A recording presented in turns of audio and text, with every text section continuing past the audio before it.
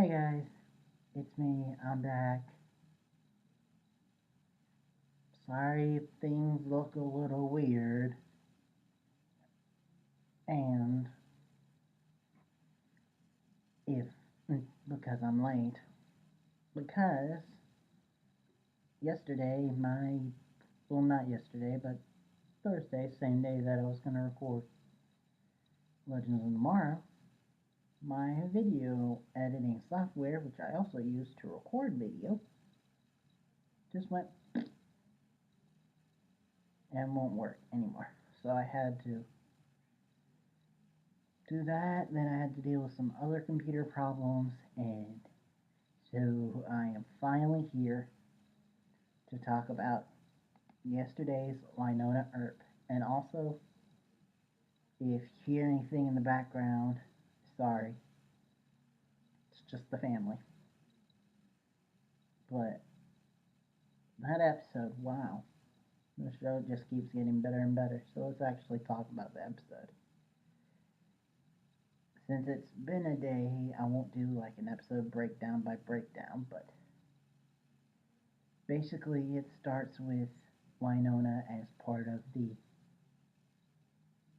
Black Badge Society thing,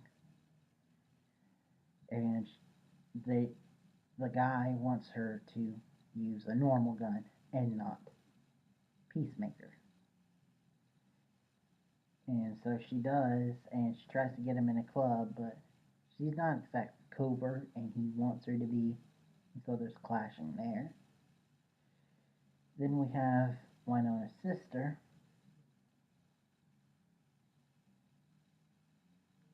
which I'm totally blanking on her name right now.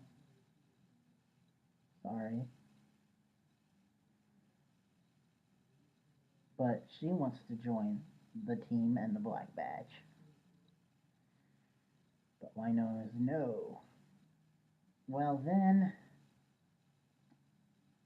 the bad guys decide that their normal tactics aren't working, so they're gonna send a shadow assassin revenant. And that dude is badass and creepy. And I like that they're not doing like typical norm, that we're gonna get unique stuff along the way. So it's not just like your normal demons that you see in episode 1. But anyway, so they send it after the Earps because it was supposed to go after Wynonna, but you need to give it a personal effect. And they send in one of the sister. And so it goes after the sister. And so we see them trying to deal with it.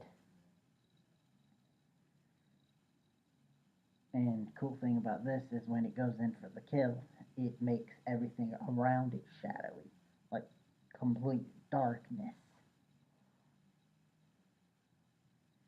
which was cool. And also we see that neither Wynonna nor her sister are safe in where they're staying. Wynonna needs a place of her own, and her sister's place has become compromised now. The Revenants know where she lives. And so they finally decide to live back at their old home, the one where their dad died and Willa got kidnapped, their third sister, which I have a feeling we're going to see her again. But that's off subject. Um, we find out that the reason why they were able to live there for so long is because there's a certain mineral that lives in the ground which repels revenants. But when they were kids, the little sister, her imaginary friend, told her to put this thing in the ground which nullified the mineral. Which we later find out that her imaginary friend, who was Bobo, is the leader of the Revenants, and he is one creepy mother. And so they attack their residents, they fend him off, they end up using Peacemaker to kill the shadow assassin revenant. And the government agent guy, well, he gets sorry, the young sister as a consultant for the Black Badge as well, because apparently while Wynnona left, she like memorized all the different revenants and their different stories, so she will be our exposition for the show.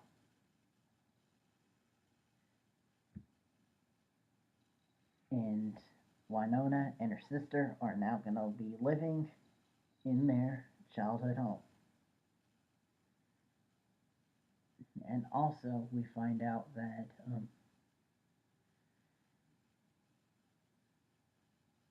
apparently this isn't the only place for revenants, that they're around the country. And the last time they had a revenant problem, word got out that they existed, that demons existed, and the government said, nope, we're going to A-bomb it. Blow up the whole thing, left the whole city into a crater, and so that's why the government guy is so hard on Wynnona. It's because he doesn't want purgatory to be pulled. And we also find out that Bubba, his plan is not to take down Wynnona or to get Peacemaker. His plan is for them to be able to leave purgatory. Also, other guy that I'm blanking on the name of him, the old-timey guy who crawled out of the well, we find out that he is kind of playing both sides. He's chumming up to Wynnona and the sister while making deals with the bad guy, which will be interesting to see in the long run. And overall, it was a really good episode. But there is one thing that I've noticed about this show. There are clear Buffy influences. Because Wynnona is kind of like a mix of Buffy and Faith, and the government guy is kind of like Riley from the show, if you remember, Buffy's former military government agency boyfriend guy that was there for a bit. And the sister's kind of like a mix of Willow and Xander.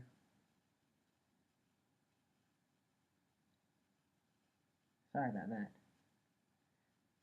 There's something I had to deal with, so there would be one little cut, but I swear that's it. Anyway, like I was saying, then we have another character who's, I see as kind of a mix of Spike and Angel, which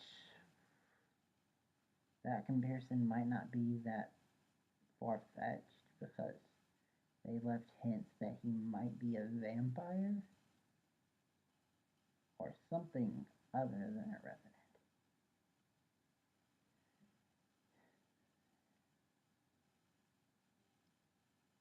Anyway, that's it for now. I'll see you guys next time.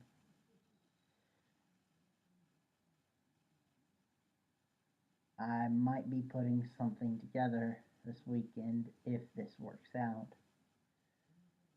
And then doing Supergirl.